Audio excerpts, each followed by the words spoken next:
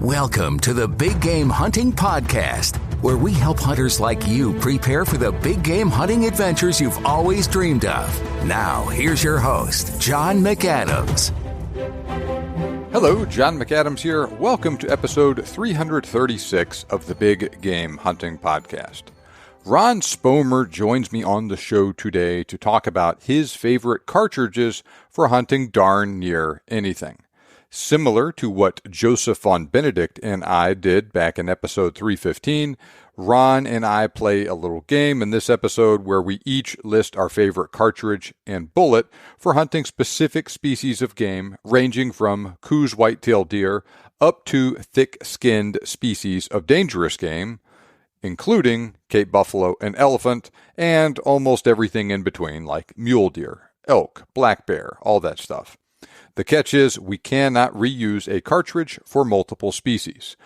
Additionally, the last two cartridges we discuss are for our favorite all-around hunting cartridges. In those cases, it is permissible to use a cartridge listed previously. So your favorite deer cartridge could be your favorite all-around non-dangerous game hunting cartridge, for instance. Now, I did not prep Ron for this episode. I told him the basic outline of what we were going to talk about literally a minute before we started recording, so he did all of this pretty much off the cuff. Okay, so let's get started and dive right into things with Ron talking about his favorite hunting cartridges. Well, good morning, Ron. Thank you so much for joining us on the show again. It's always a pleasure to talk to you. Hey, it's my pleasure, John. What's been happening over in your part of the world? It's been a busy year so far, and it's about to ramp up this fall with hunting season and everything starting. I haven't made a big announcement about this or anything yet, but I drew a cow moose tag this year, so I'll be hunting in a yet to be disclosed western state for that this coming fall. Well, and then after that, you'll be eating high off the moose. That's right. I'm really looking forward to that. Yeah. So we will be talking a little bit about moose in this episode, in addition to a bunch of other things like you and I discussed before we hit record. We're going to talk about our favorite cartridges for hunting different species of game and under some varying conditions, depending on the game. Like I mentioned to you, you have to be a unique choice for each cartridge. Your deer cartridge can't be your elk cartridge. At the very end, we will have two choices for all-around hunting cartridges. Those can be ones that you used earlier. For instance, your elk cartridge can be your best all-around hunting cartridge if you so choose. So in each case, you and I will both share our favorite cartridge and bullet for the situation. You have an interesting story, share it with the audience, and then we'll move on to the next one. So you ready to get going? Sounds good. Let's hit it. All right. We'll start with eastern whitetail. And in this case, we'll define that as 150 yards and closer. So what do you think for that? Oh, I'm going with a 7mm 08 Remington or 757 Mauser. They're just not that common anymore. I love that 757 Mauser, but really the 7mm 08 Remington is sort of the 757 Mauser in a modern design. Mm-hmm. And I think it's just optimal for whitetail in the woods or across open fields, because you're shooting those high BC 7mm bullets. You can reach a long way, pretty flat, good in the wind. You're not going to get a lot of wind deflection off of those. And the recoil is reasonable. Just think of a 308 Winchester with a little bit lighter bullet. Not necessarily have to be a lighter bullet. You can shoot 150s in either one or 175s even, but I generally will shoot a 140 to a 150 grain bullet in that. And you can keep it because it's a short action, you've got a fairly light, handy little rifle. When that thing first came out, I think it was 1980, it was chambered specifically in that 7 Remington, Model 7. I think it had an 18.5-inch barrel. At least it was a 20-inch barrel, but it was just a nice, short, compact woods rifle. It reminded me of a bolt-action version of a 30-30. Mm-hmm. So to me, that just is a great fit for the eastern woods whitetail. That'd be my pick. Well, choose one specific bullet to go with it, you think? Boy, I'm really partial to copper bullets these days. So many darn good options on those copper bullets. They penetrate so well and so reliably expand. But boy, I've had great luck over the years with partitions and and even the older Hornady interlock bullet. But I'm just going to have to roll with those copper bullets. And I could go with 140 grain tip triple shock or the hammer. I've been using the Hammer Hunter bullets a lot. The difference between those two is that the Hammer Hunter is designed for the petals to break off. Mm-hmm. So it sort of mimics the performance of a traditional lead bullet where you would get fragments mm-hmm. to do a little more damage off the main channel of your wound. So that's kind of what I like to play around with. Either one of those bullets would work just fine. Fair enough. It's funny you mentioned the 7mm 08. One of my good friends that I got to know back in the Army, he has a Remington Model 7 in 7mm 08.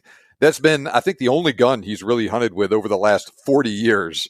Wow. And lots of deer with it, hogs, some exotics in Texas. He went to Argentina last year with it. He's going to Africa with it next year.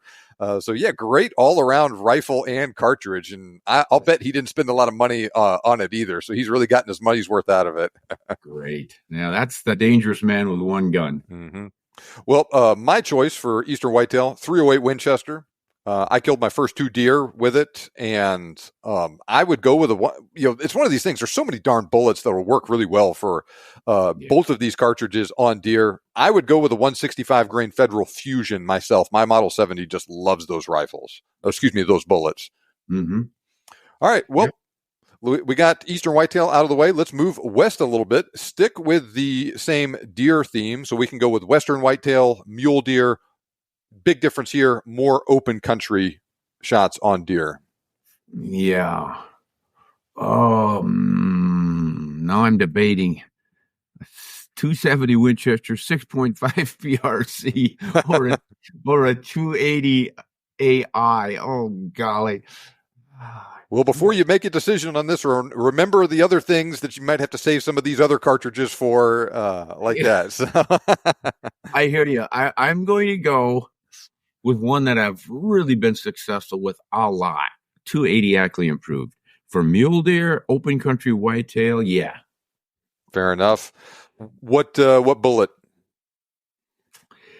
Again, I've had real good luck with the 140s, but also the 150s. You get a little higher BC with that 150, not much more recoil. I don't really ever felt like I needed to go to a heavier bullet for mule deer and whitetail. Mm-hmm. I've just been dropping them in their tracks with the Barnes tip triple shock bullet at 150 grain. That 280 AI, if I remember right, I was driving those 3,050 feet per second. So ooh, that's smoking. Sweet. Yeah. For this one, I chose 270 Winchester, 145 grain Hornady ELDX. Yeah, I can't argue against that one. That's just a classic. Well, next animal will stay out west. Drop down in size a little bit, though, to pronghorn antelope. One of my favorites. That, to me, is the epitome of a rifleman's game. The open spaces, you glass and stock and just make a precise shot with, I like to use a single shot rifle in 25-06. Okay, fair enough. So it's funny. I just did a 25 caliber cartridge roll-up episode, and I talked about all the SAMI certified cartridges, of course, the 25-06, and I gave the nod to both you and Craig Boddington with the 25-06 and Antelope in that one. So I was not surprised by your choice for that cartridge. For a long time, man, amazing cartridge like that. There's more competition in that space now than there used to be, but that doesn't mean the 25-06 has gotten worse or anything. If anything, with these better bullets we have today, it's gotten even better. Yeah, and if you go with the fast twist barrel, they've got some 131, 134, and 135 grain bullets now, mm-hmm. which push your BCs up there around 0.65. And of course, the 25-06 has always been famous as a flat shooting long range rifle, which is why we're picking it for pronghorn, with mild recoil to 30-06, essentially neck down. And you add these new bullets in there and for better wind or less wind deflection, which is a big deal in pronghorn country, because often you're out there and it's a 20-mile-an-hour wind. My gosh, I think I shot a pronghorn once in a 30-mile-an-hour wind. Ooh, geez. The wind call on that one was crazy. I came pretty close, though. I hit him right in the middle of the body rather than in the shoulder, right behind the shoulder. And I was holding off the body into the wind. Goodness gracious. Bit. Jeez. Yeah. So, I mean, if you can get a high BC bullet out of that velocity you're getting on that 25-06, that's kind of the holy grail. Now, I haven't built any of those yet. I've gotten a hold of a few. I got a few of the 134 grain Hornadies I'm going to try. I've got a fast twist barrel, but it's in a 25-06 Ackley improved. I had Shaw barrels take a 1 to 7.5 twist rate barrel so I could stabilize these bullets.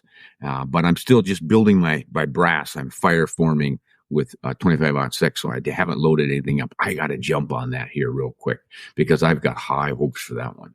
So if you were going antelope hunting this fall, would you be using, say, that new Hornady 134 grain ELD match bullet, provided it shoots well in your rifle and stuff?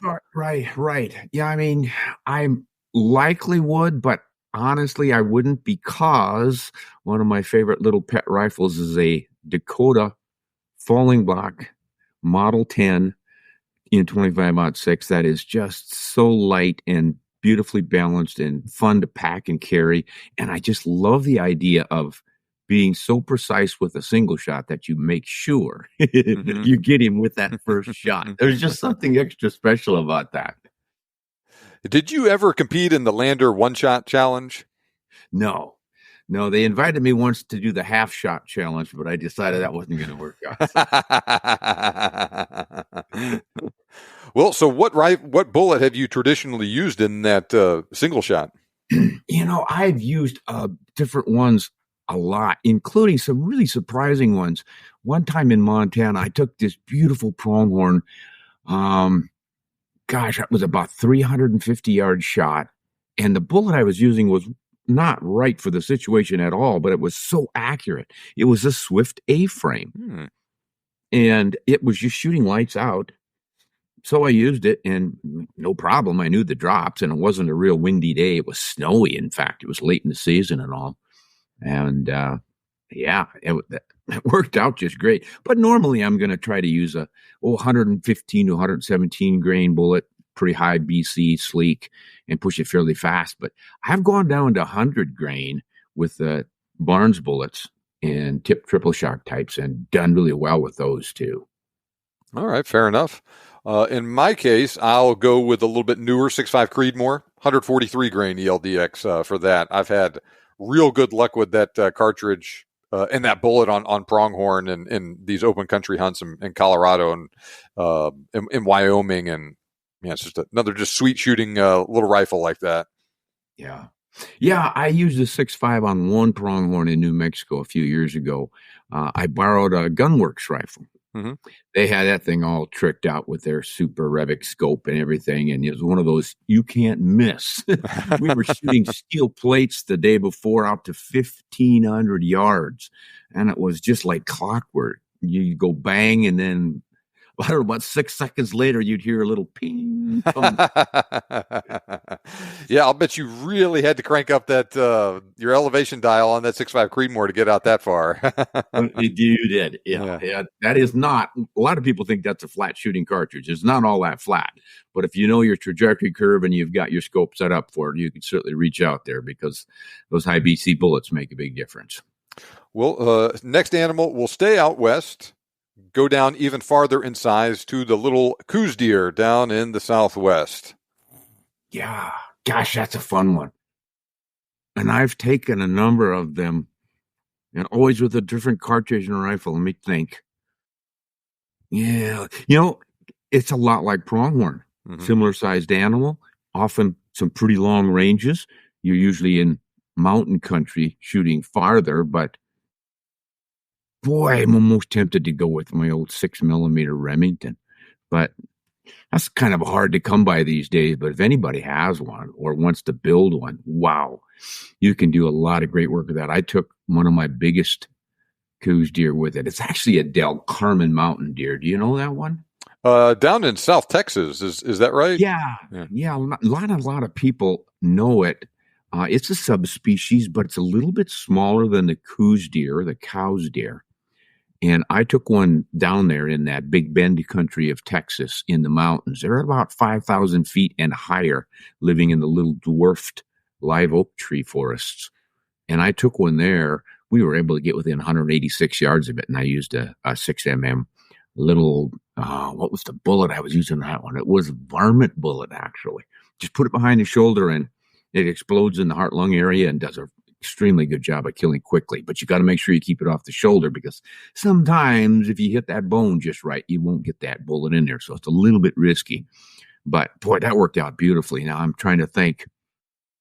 The other long-range one I got it wasn't all that, 351-yard shot. Mm-hmm. And I was using a 257 Weatherby Magnum with a 100-grain Barnes tip turtle shock. That's probably what I would go with. If I really wanted to cover all my bases and make sure I could reach way out there, I think I'd go with that 257 Weatherby Magnum on this one. Okay, yeah, that's a good choice, I'd say. It's funny, I was just thinking about that this morning. I have killed exactly one Coues deer in my life. I killed it with a 300 Win Mag, and that was when I was a one rifle guy, right? I used it for everything, and it would work fine, but it wouldn't be my number one choice for it. If I had to go, say, like this fall, I'd be real tempted to use that new 22 Creedmoor cartridge with 80 grain ELDX. I killed a hog with my 22 Creedmoor just a couple weeks ago, and it worked great. Right? I mean, just dropped right there on the instantly to the shot, and I shot it again when it was on the ground just for insurance. Both bullets exited too, and this was a good size hog like that. And I was darn impressed with how well it performed. That's the only animal I've killed with the 22 Creedmoor so far. So I'm going to need to work it out a little bit more, but if you put a gun to my head and it made me choose right now, that may be what I go with, is the 22. That's a great idea. I've used a similar cartridge. It's a Wildcat, essentially, a 22-250 Ackley improved. And I look at that standing right beside the Creedmoor, and it's like they just reinvented it. A little bit different shoulder angle on them, but boy, the powder capacity is within, I think, a half grain, and they both do the same job. I think that 22 Creedmoor is going to be a hot little cartridge. If I were younger and didn't have a 250 Ackley improved already, I think I would pick one of those up as kind of the ultimate open country coyote pronghorn small deer cartridge, shooting those 75 to 80 grain bullets. Be pretty sweet.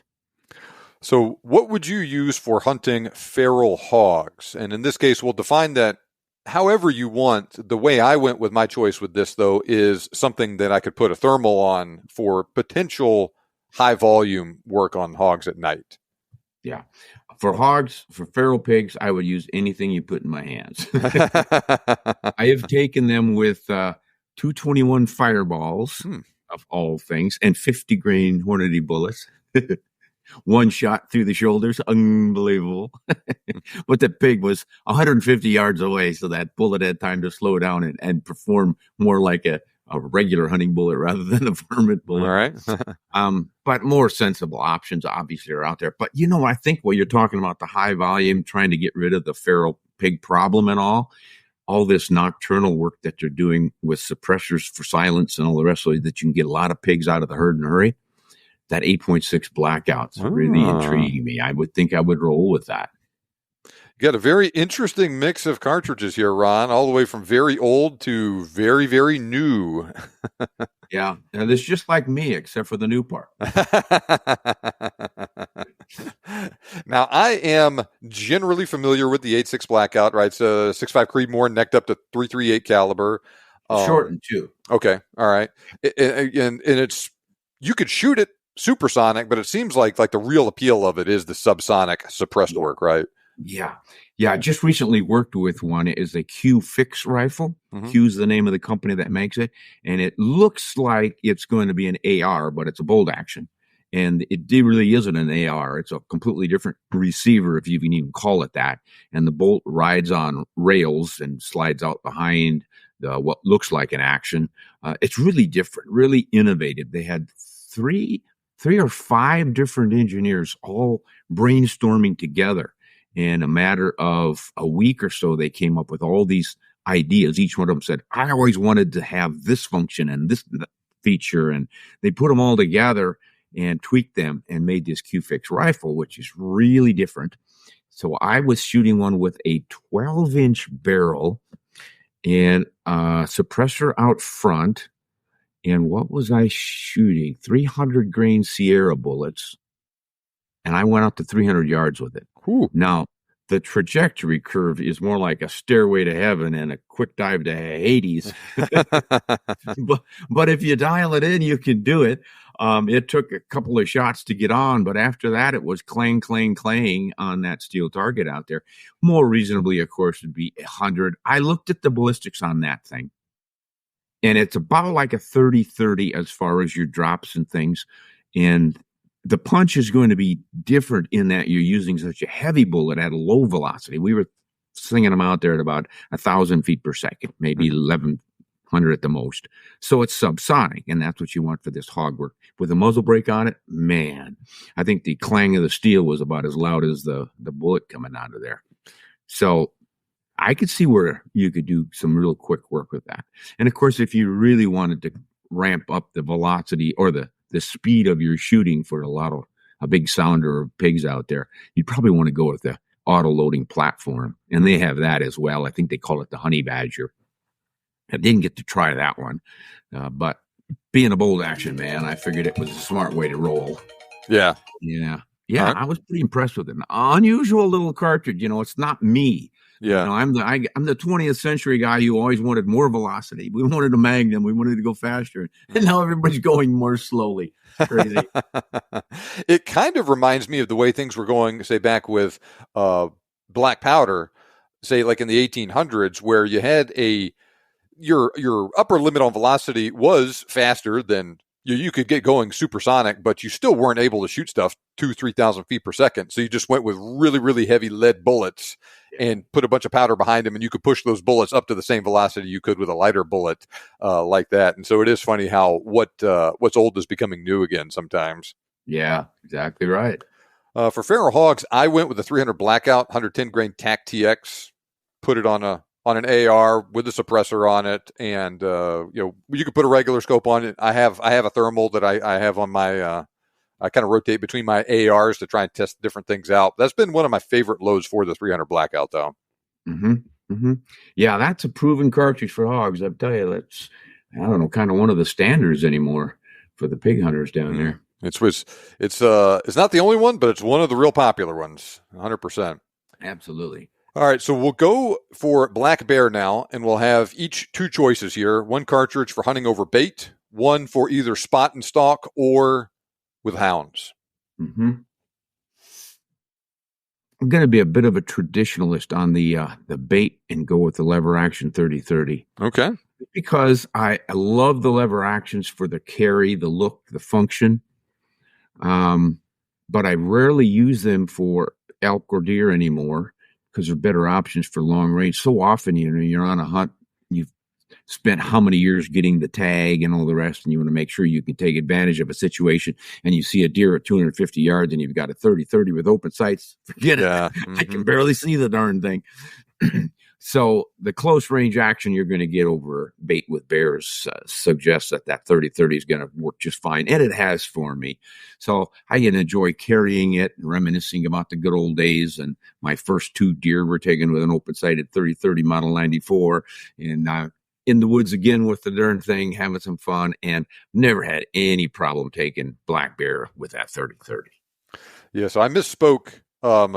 It's bait and hounds, and then spot and stalk being the other one. And lever action 30-30 would work darn well chasing them with hounds up and down the mountains and everything too to get one bait up. I went a similar route for my bait with a lever action 45-70.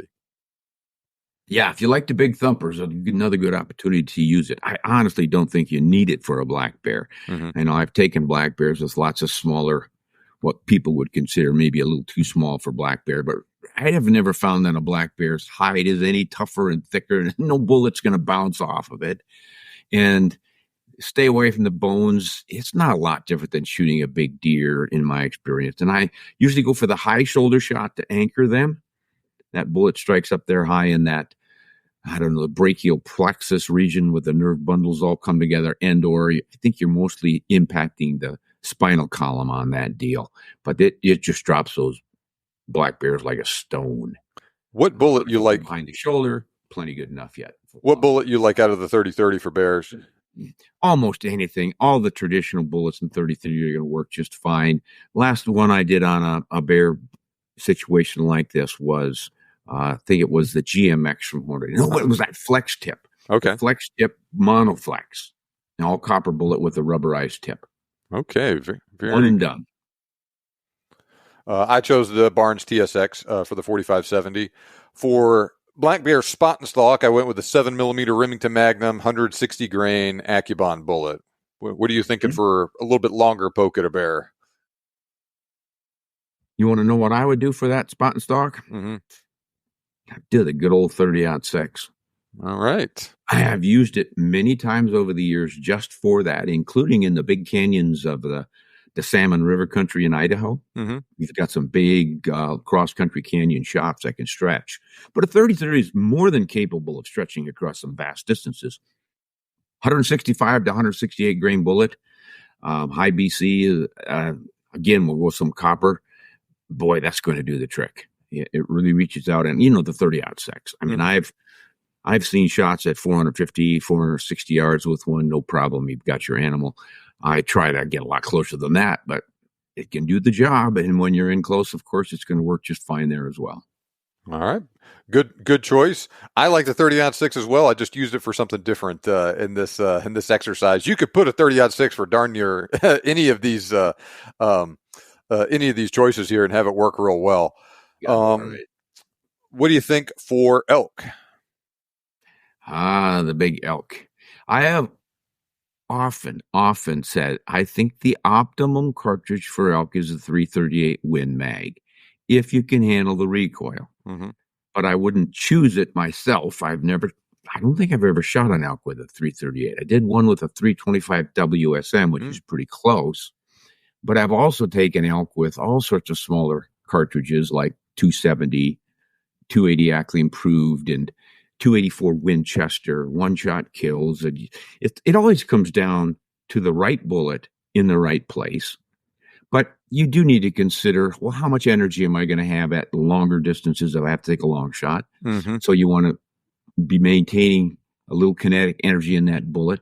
Also want to defeat the wind. And if you have to shoot far, it's nice to have a flat shooter and all the rest of it.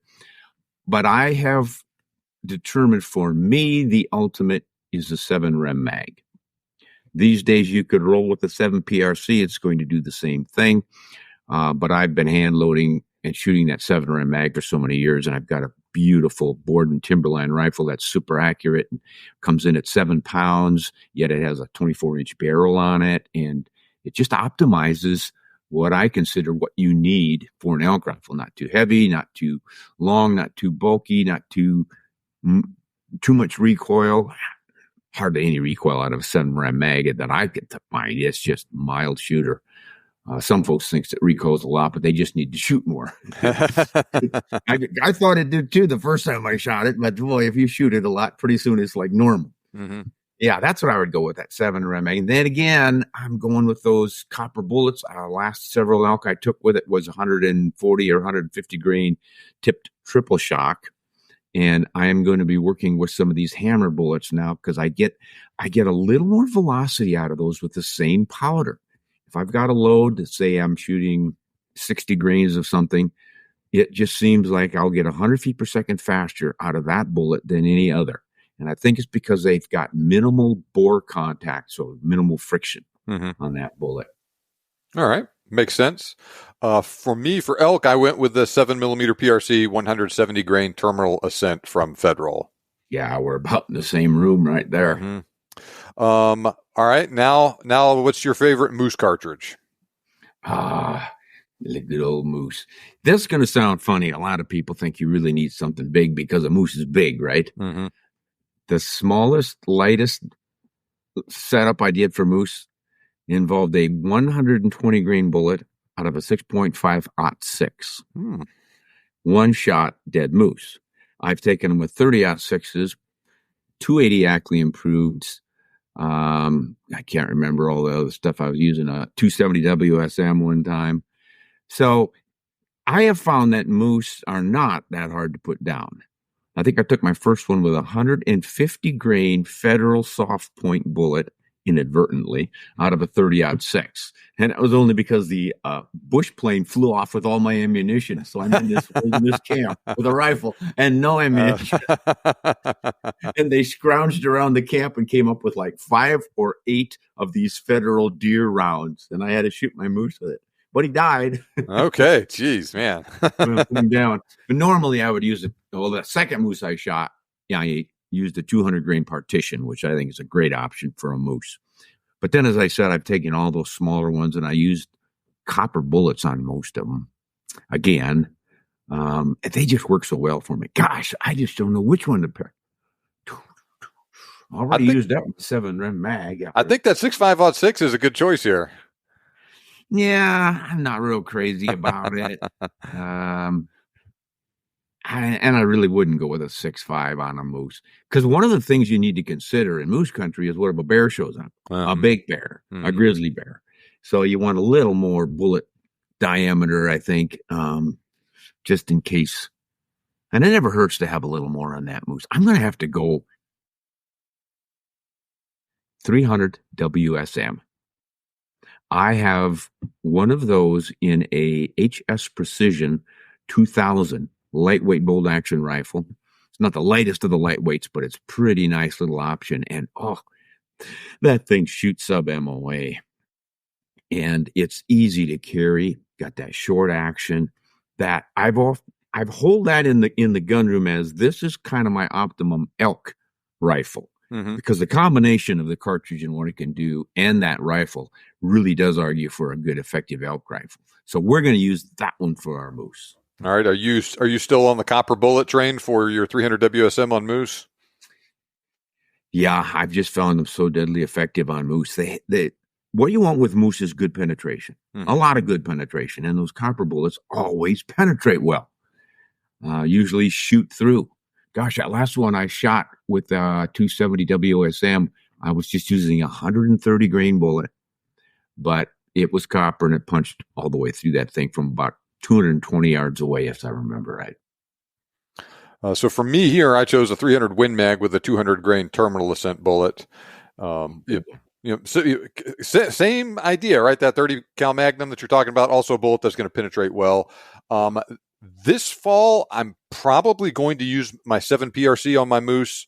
And, I'm looking at the terminal ascent. I'm looking at the new Barnes load for it. And I'm going to pick the one that just shoots best in the rifle, and we'll kind of go from there with it. You talked about big bears a minute ago. You're going to hunt grizzly bear or a big Alaskan brown bear. What are you using? Well, I would call those two different things, because you're looking at a 400-pound grizzly probably. You might get up to 6, but generally those interior grizzlies are closer to 400 pounds in my experience, unless you're really lucky and get a monster. And whereas those brown bears, my gosh, they can go over 1,000, so you're practically twice the size. But then again, my good friend Phil Shoemaker up there, master guide, says that he sees no difference in the effect of one of his clients shooting a bear with a 30-06 or even a 270 Winchester versus the biggest stuff. He says you still have to hit them in the right place, and then they have to run out of air. You either hit the central nervous system or you wait for the heart-lung to run out of gas, and then they're done. This idea that you're going to throw a bullet that's so big and heavy and so hitting so hard that you're going to stop that bear like you hit him with a Mack truck, that just doesn't work. Bullets just don't work that way. You can shoot right through them. I've heard and read accounts of guys shooting bears with 5, 6, 8 shots. In fact, one of my friends, we were up there hunting brown bear, and he had a 338. I think he had a 250 grain bullet, and the guide, I think, had a 416 Remington Magnum, if I'm not mistaken. At any rate, they ended up putting 8 shots in that bear before it settled down. I shot one brown bear in Kamchatka with one bullet from a 375 H&H. That's kind of a classic. But I don't want to carry a big, heavy 375 H&H in the wilderness of Alaska. Interior grizzly bear I hunted up there, I used another one of these Borden Timberland rifles that he had chambered in a 300 Caribou, which is kind of a modified 300 Win Mag, and that worked out beautifully. And then again, up in that tundra country, you got those long open shots, so you want a flatter trajectory. I think for the Grizzly, I'm going to have to go with that 300 Win Mag. And I would say I'd use that 300 WSM again, but you already decided. In the open country like that, you could easily be carrying around a 300 Win Mag. You got another lousy half-inch of length in your action, big deal. Mm-hmm. People make a big fuss over those two, and it's really nothing worth fussing about. So, yeah, I can go with the 300 Mag on that one. But what I might do, though, because I like to try different things, I don't know. I might go with a 28 Nosler or something funky like that. Just to use something different. An interior Grizzly. But the brown bear, I'm going to have to go for something bigger, even though Phil says the 30-06 will do the job, and I'm sure it does. Since it's my hide that's on the line, I'm going to go, and I've already used that 338. Did I use that one already? You did not. Your 338 was not your final answer for any of them. Okay. Then I think it's going to be for this one. Yeah. All right. Yeah, we'll do the 338 on the big brown bear if I have a guide backing me up with something really big. Mm-hmm. If not, I'm going to have to go. Gosh, I could almost go with the 35 Whalen. That would be fun. Again, that 375 H&H is kind of a classic, and I love it for Africa, but I just don't feel like I want to drag it around the mountains of Alaska. Mm-hmm. So you could go 375 Ruger, and I did that up there one time, but I didn't find a bear that was anxious to meet it, so I never got to shoot one. But that helps kind of reduce the size a little bit. God, let me think about this some more while you cough up yours. So for me, if we're going to split them, for the grizzly bear, I'm going to go with the 300 WSM. So I'll do the inverse of you. I'd probably go with a 180 grain partition here. And for the brown bear, I'd go with the 338 Win Mag 250 grain partition. So we're agreeing on the 338 then on that brown bear. Yeah. I think that's what we're going to have to do. What about something really big? Biggest animal you can hunt here in North America? The bison. Oh, I have settled bison with a, what was it? It's a Quigley rifle from Cabela's. Ah. Cabela's Quigley Sharps rifle, single shot. I had to use that for a classic. Of course, yes. Yeah. And it was the 110, not the 4590, 45 110, I think is what it was. It wasn't the 50 110. It must have been the 45 110. That was a weird deal because the bore was undersized for the bullet was undersized for the bore. I didn't know any of this. I get to camp and everything had been shipped there for me to use. So it was all green, new to me. Beautiful rifle, load up these big cigars and proceed to shoot about a 3-foot group. What is going wrong here? And it turned out that the bullets were a little bit undersized. So they were sort of not being properly stabilized or something. At any rate, we determined that we could probably put it in the vitals of the chest of the bison from 30 yards, 35 yards away. So we stalked and got within that distance, took the shot, looked perfect. And the bison just stood there and all he did was lick his lips. And then he walked off. And the guy, better shoot him again. Doesn't look like he's falling over. We figured it was going to take a while, you know. Mm-hmm. So I thought, if I couldn't nail him on that first shot at 30 yards, I don't think I'm going to hit him out there at 70, 75 yards where he is now. But I guess since I already hit him, or at least we assume we did, even though there's no reaction, we'll shoot again. Then I got the classic reaction on that shot. He kind of jumped like a long shot animal would and walked around for a little bit and wobbled and fell over dead. And then the other bulls that were around went over there and beat the snot out of him. They picked him up by their horns. Ooh, and was flying, and they didn't like him at all anymore. Turns out that first 500 grain bullet from that big, fancy, massive bison shooting rifle had hit him in the jaw, went through the mandible, and stuck against the molar on the other side. Jeez. And you know how people think about a 500 grain bullet from the old buffalo gun. It must just be hitting like that Mack truck we referenced earlier. Didn't even move its head. It just stood there and licked its lips because it had gone through the back of its tongue. Mm-hmm. So I'm not going to use that one. The other one I took with a 300 Win Mag, and we already used that one up. I'm going with the 375 H&H, by golly. Okay, fair enough. So it's funny that you chose 375 H&H, because that is what I chose here too. I've killed one bison. I killed it with the 375 H&H 300 grain Barnes TSX bullet. Well, if you would like, I'll let you have the 375, and I'll go with the 416 Rigby. Oh, okay. Yeah, it's fine. It's fine. We can have the same cartridges. It's especially since you went on your little Quigley tangent there. That's an interesting aside. So we can go with the 416 Rigby here. But remember, we're not just talking about Africa in this episode. Not just North America. We are taking a trip to Africa later. So we're going to go over there. Well, yeah, I'm sticking with the 416 here. We're going to use that in the bison. 416 Rigby. All right, fair enough. So we're still here is our last North American animal. We'll split it into two: sheep and mountain goat. Yeah, I'm firmly in the 7mm camp on this one. I'm going with my 284 Winchester. Oh, okay. Bingo. Yeah, Model 20 ultralight arms. One of the first ones Melvin Forbes made. It was actually his prototype.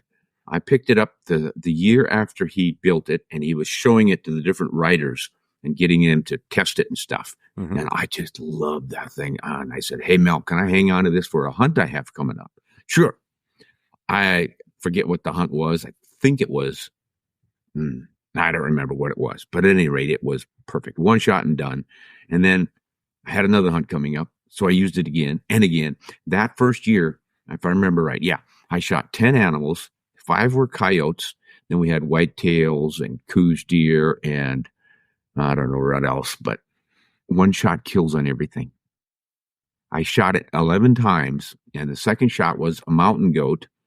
I hit him on the first shot, and you know what they say about mountain goats. They're so tough, and they're going to fall off a cliff and bust up and everything, and he was close to a cliff. Mm-hmm. So you try to break him down. So I shot him on one shoulder. He spun around, and I shot the other shoulder, and he flopped down about 2 feet from the edge of the cliff. Ooh, yeah.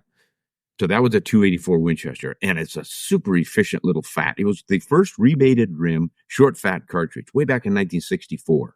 Winchester came out with it. Never became really popular. Should have if they built the right rifles for it. And Mel did. That was his idea of the ultimate sheep rifle cartridge setup. And I used it to take doll sheep and bighorn sheep and elk, mule deer, whitetails, just all kinds of stuff. So I was using 140 grain bullets, most of that stuff. I used partition a lot, used even the Hornady interlock on 139 grain. Interlock. That's before the inner bond came out. Had great luck with it. These days, I've been shooting 120 grain Barnes triple shock, which is a great option in it. And I haven't tried anything newer since then. There's some great bullets out there like the Hammers now, and maybe the cutting edge that would be worth experimenting with. But boy, I took a Dahl Ram at 350 yards with that thing. So it can reach out there, even though it's not the fastest 7mm in the block. It is just such a sweet shooting setup. And that rifle is so light. It's not quite 5 pounds naked. Jeez. By the time you scope it up and load it and everything, I keep it just under 6 pounds. 6 pounds field ready. That is sweet to carry. Man. And it does not recoil bad. I've had women shoot it and get their first deer with it because it's so light and easy to handle. They have a bigger, heavier rifle, and they can't quite get it up and hold it steady because it's too heavy. With this thing, they just go, oh, wow, that's nice. Boom. Done. Yep, 284 Winchester.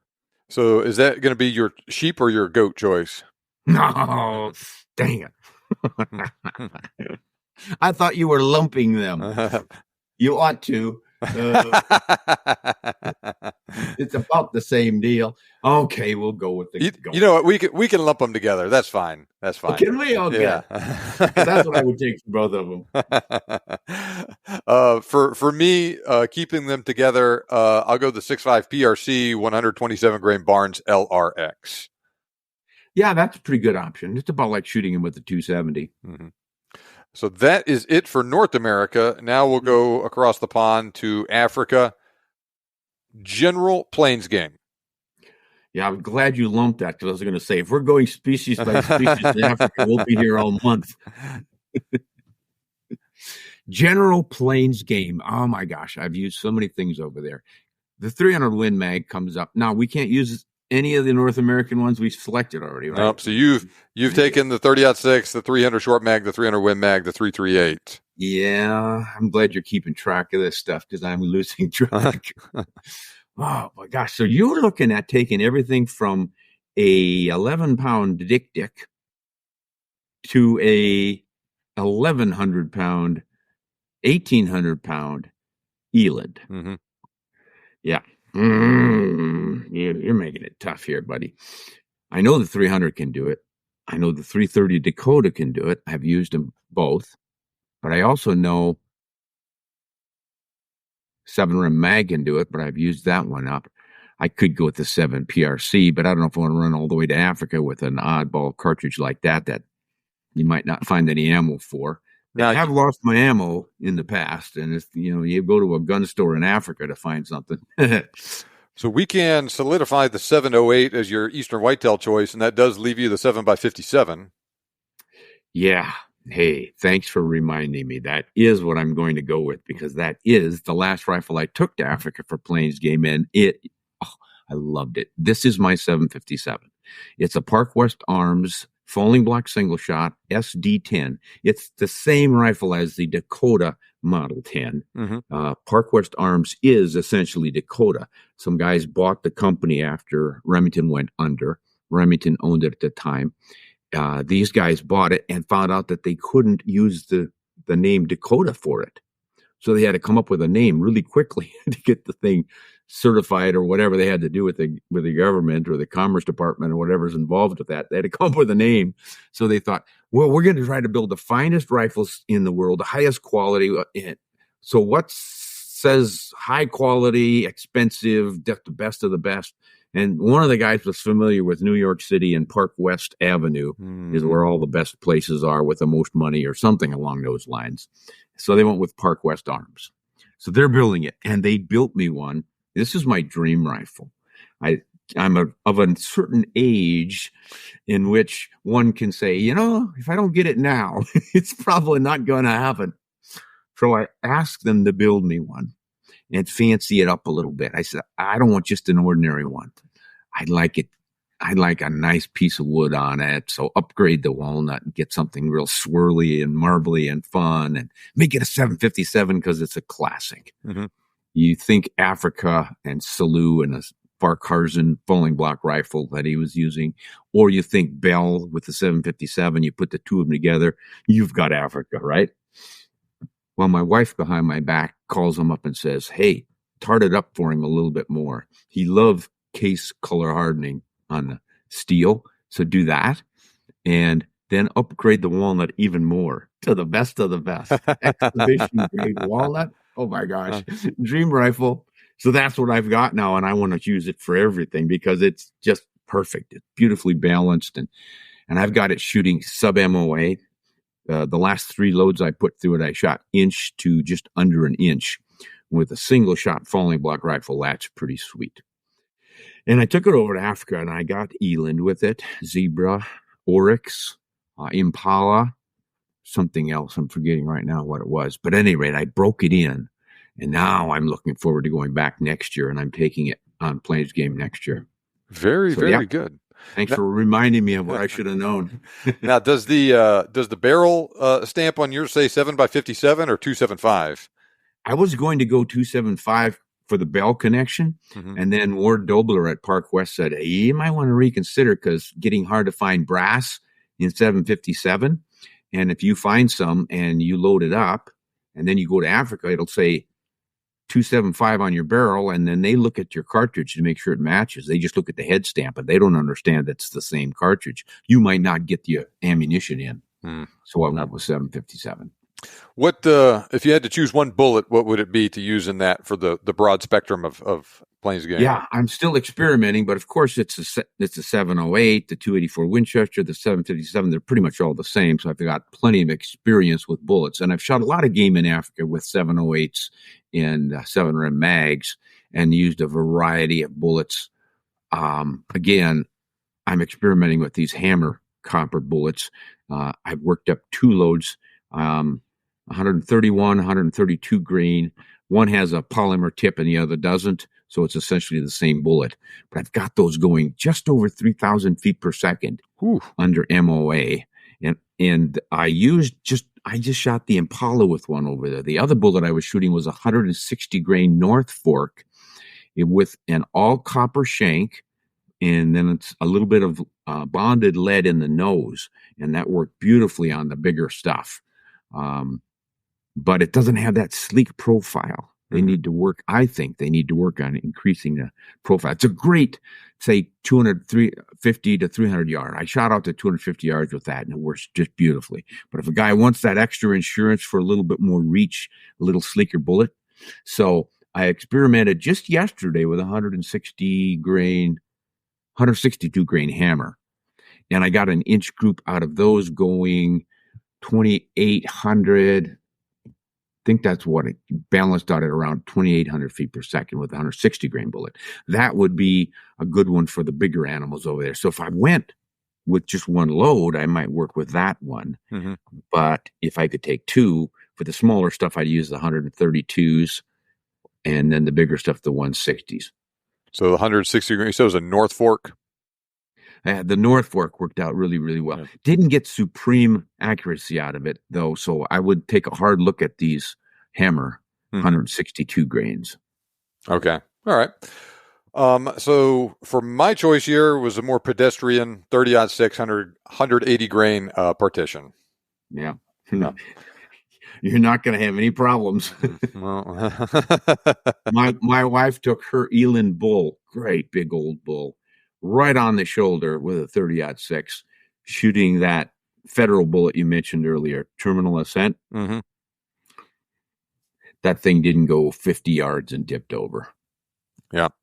Yeah, the details of Africa can, as you well know, they can vary depending on where you are. If you're hunting in the Kalahari, it's a little bit more open, but there's places too, say in the Bushveld and South Africa, where a 100-yard shot's kind of long, and a bigger, slower, more round-nosed bullet. I know for a long time, say like that 220 grain, the 220 grain bullets are real popular over there in the 30-06, because you didn't need long distance performance and you wanted that bullet that was as heavy as possible. But some of the most impressive performance I've seen on Plains game over there have been with the partitions. Man, it's that wonderful mix of great penetration, but also just really good expansion and a massive wound cavity when it hits them too. Yeah. Yeah, that's kind of the all-around classic. And if a guy wanted to really hedge his bets against losing ammo and different things, 30-06. Mm-hmm. Well, what about, what do you like for thick-skinned, dangerous game over there? I have used 416 Rigby's, 458 Lot, 375 H&H.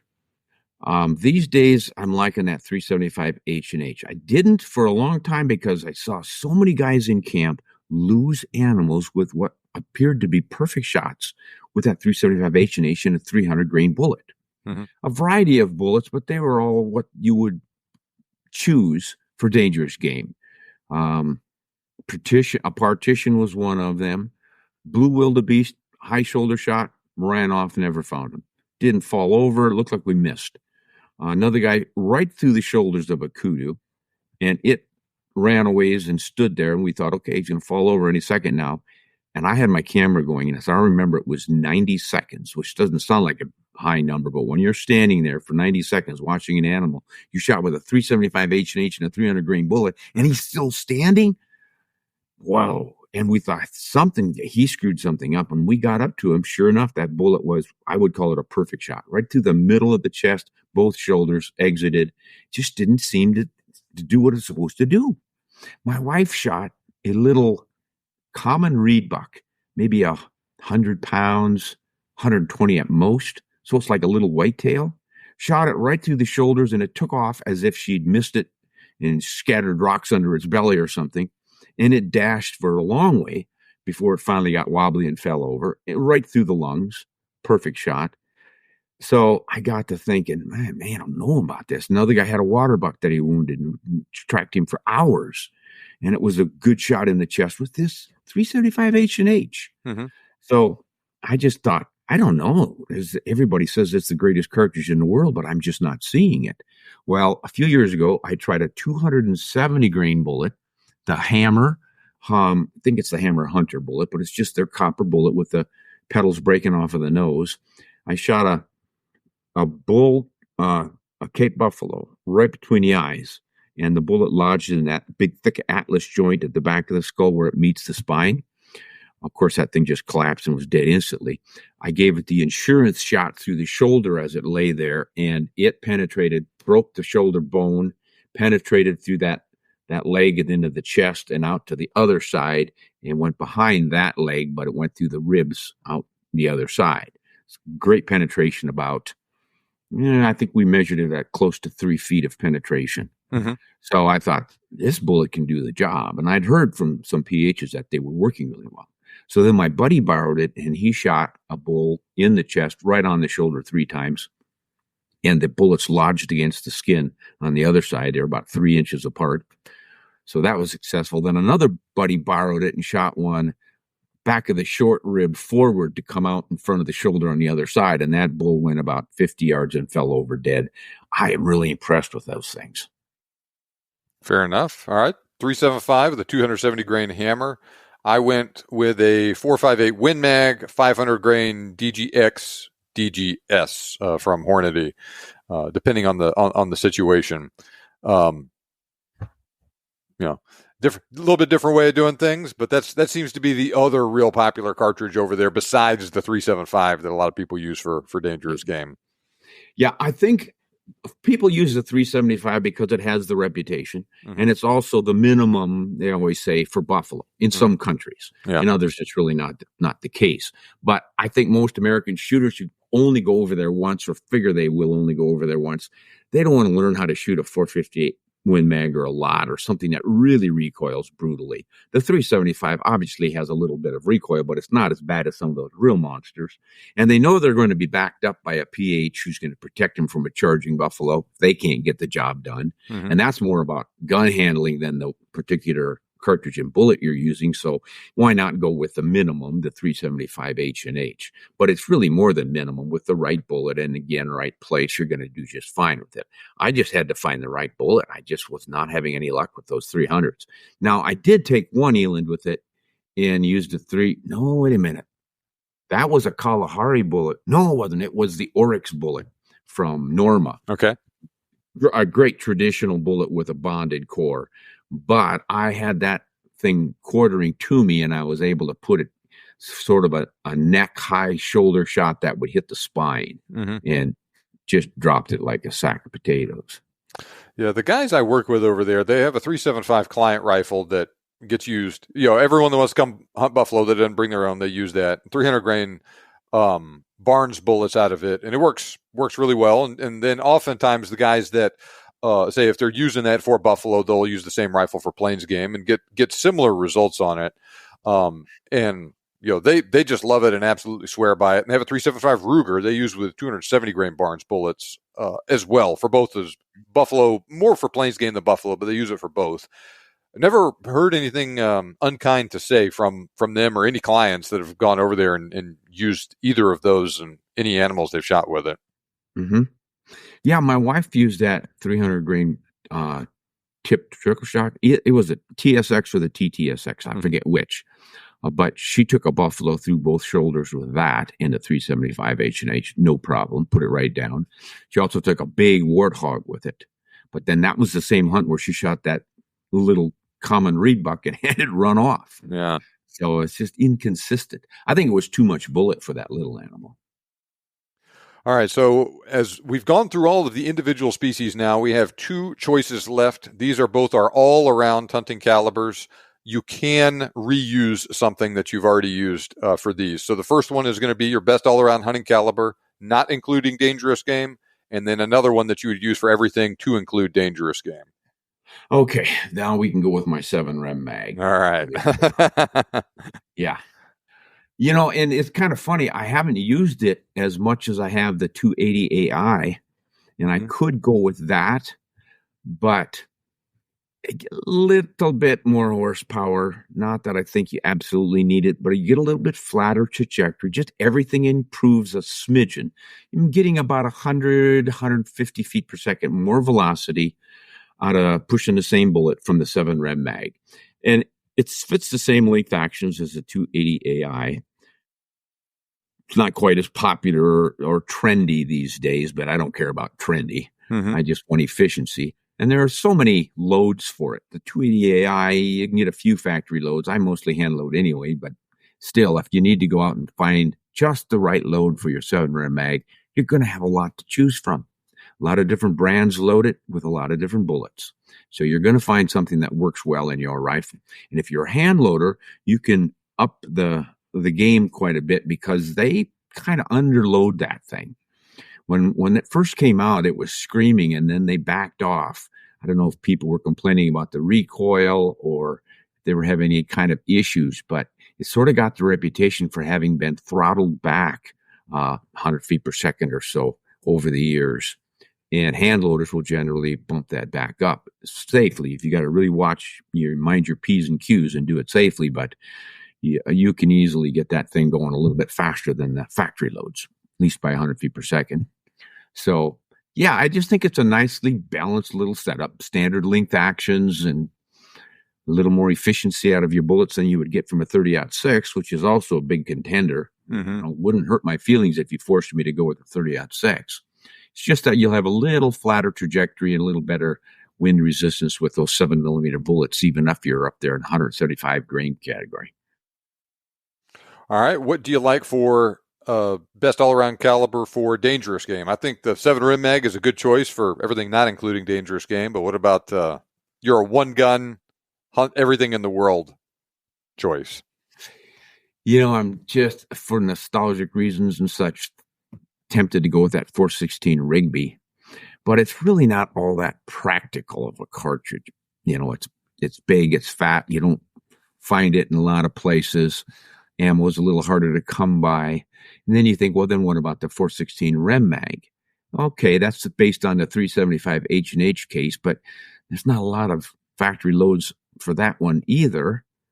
And then you step down to that 375 again, and you go, yeah, everybody loads that. A lot of bullet options.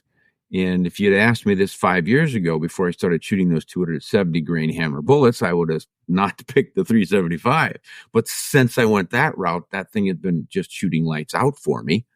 So because that is legal for everything, including the biggest of the big, I think I'm just probably going to have to go with it. I'd like to go with the 375 Ruger just because I kind of like the efficiency of the darn thing. A little bit shorter, standard length action, and does the same thing. But again, then you're bumping into the will it hang around?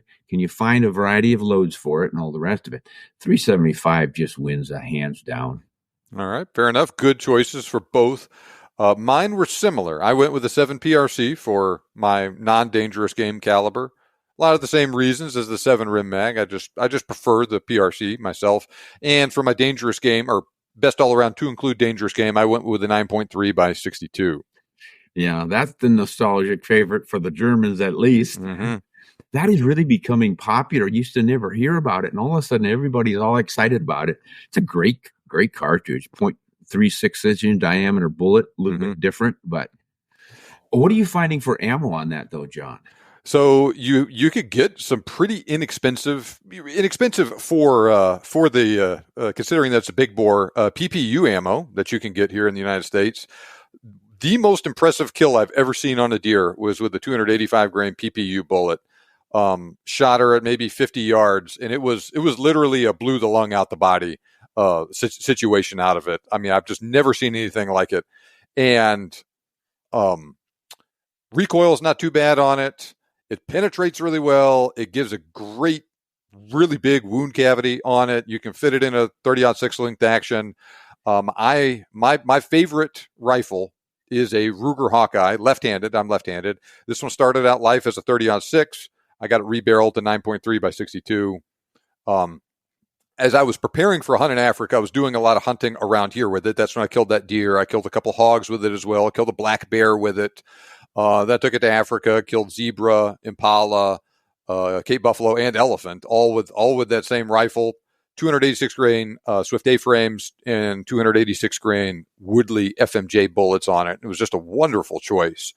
And I've been very impressed with how well it worked on the bigger stuff, but also too, it's amazing how impressive it was on the smaller stuff too. I wouldn't take a 300 or 400 yard shot on it as well, or either, but man, if I'm halfway tempted to try and go hunt moose with it this year, just for the nostalgia purposes of it, and just because I think it's cool and it would work really well in that situation as also.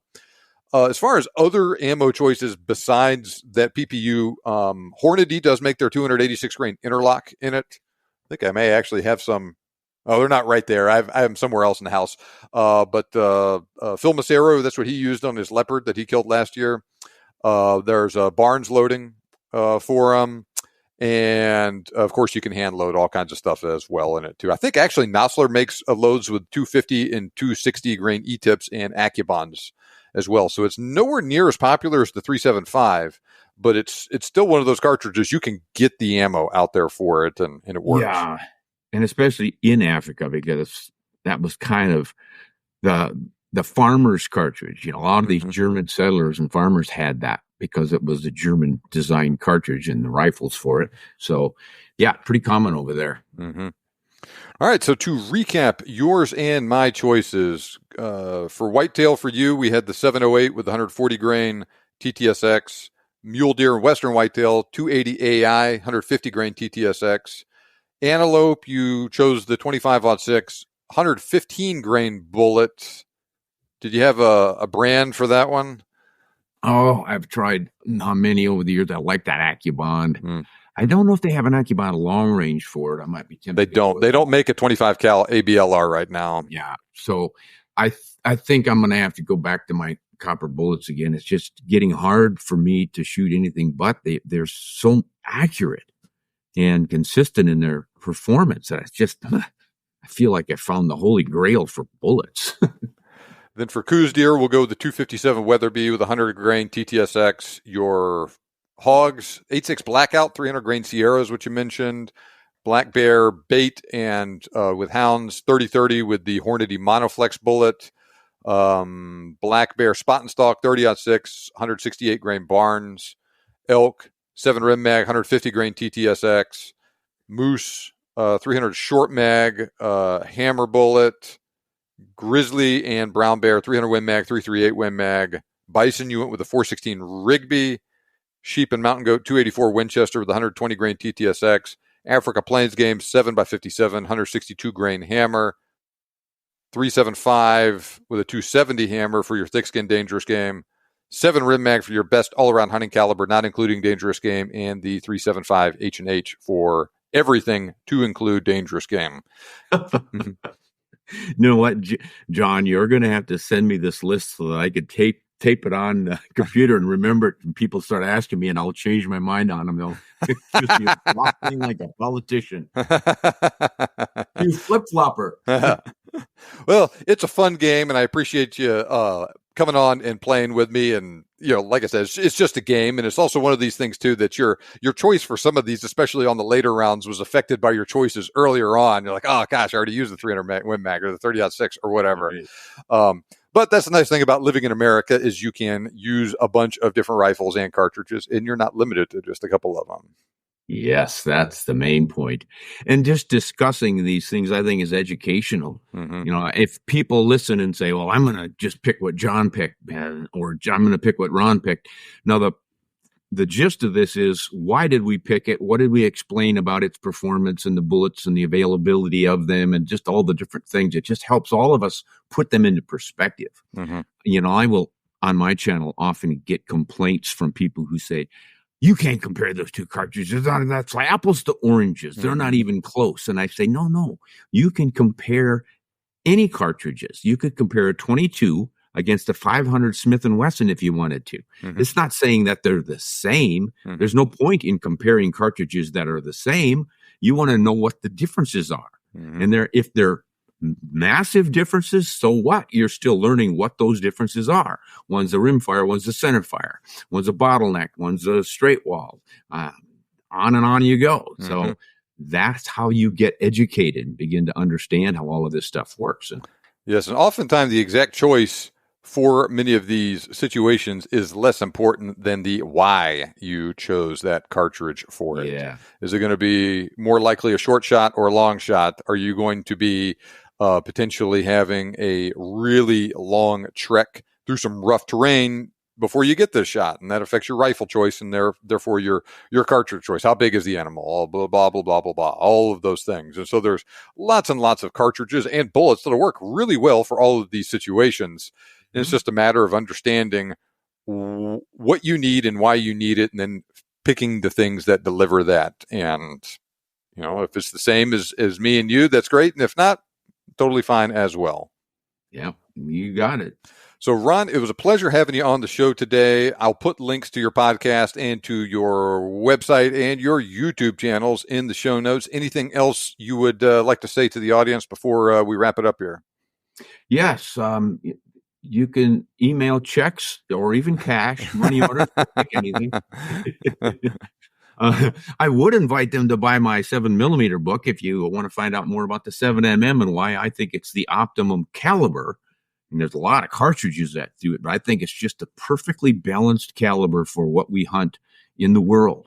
So if you want to check that out, you go to my website and check out that 7mm book. And then I'll just take all my money and go to Africa and hunt bison. Well, there's no bison in Africa. I can't do that.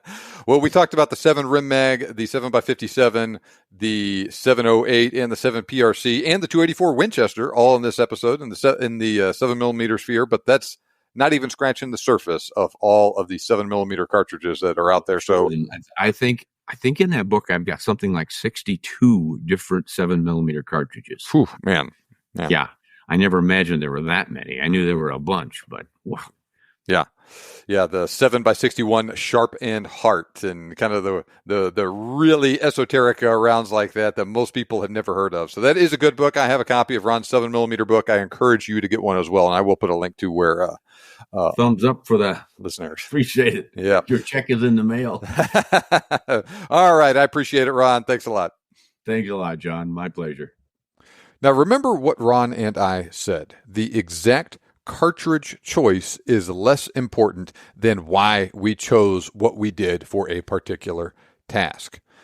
Apply that sort of analysis that Ron and I discussed in this episode today to your future cartridge and bullet selections for your upcoming hunts, and you should be in good shape. If you're looking for other episodes to listen to and you enjoyed this one, check out episode 315. Joseph Von Benedict and I played this exact same game, and so you can listen to that episode and see how his choices were aligned and different from mine and from Ron's, because he has a similar outlook to Ron and I, but not exactly the same. Likewise, you can listen to episode 201 to hear about some of Ron's sheep hunting experiences, and episode 145 to hear about some of Ron Spomer's moose hunting experiences. Links to those episodes, along with Ron's YouTube channel, podcast, and website, are in the show notes. I will be doing a 7mm caliber overview in the near future, just like I did with 25, 270, and 30 caliber cartridges in episodes 328, 291, and 286.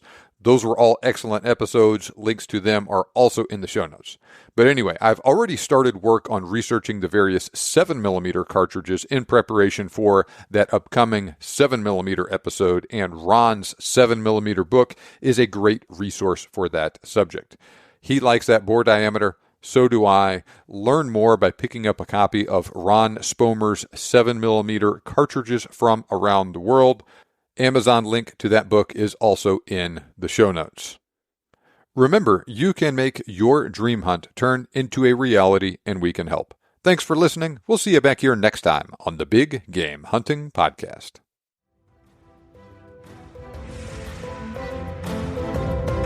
This show may be over, but we have plenty more for you on our website.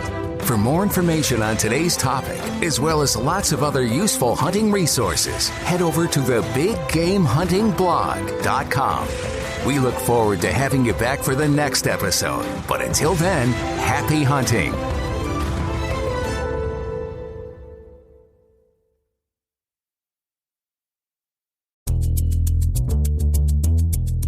Okay, it's official. We are very much in the final sprint to Election Day. And face it, between debates, polling releases, even court appearances, it can feel exhausting, even impossible to keep up with. I'm Brad Milkey. I'm the host of Start Here, the daily podcast from ABC News. And every morning, my team and I get you caught up on the day's news in a quick, straightforward way that's easy to understand, with just enough context so you can listen, get it, and go on with your day. So, kickstart your morning. Start smart with Start Here and ABC News, because staying informed shouldn't feel overwhelming.